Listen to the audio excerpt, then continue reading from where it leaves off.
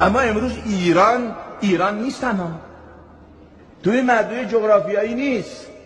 امروز هشت شعبی عراق ایرانه، حزب الله لبنان ایرانه، انصار الله یمن ایرانه، جبهه وطنی سوریه ایرانه، جهاد اسلامی فلسطین ایرانه، حماس فلسطین ایرانه. اینا همه شده ایران. یعنی ایران دیگه ما نیستیم تنها. سید مقاومت اعلام کرد مقاومت در منطقه یک امام دارد و اون امام مقام معظم رهبری انقلاب اسلامی ایران است.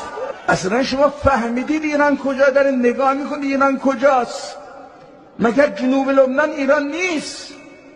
مگر حزب الله ایران نیست؟ مگر این پهپادهایی که یمنی ها فرستادن و اینطور عربستان سعودی رو به خاک سیاه نشون، مگر اینجا ایران نبود؟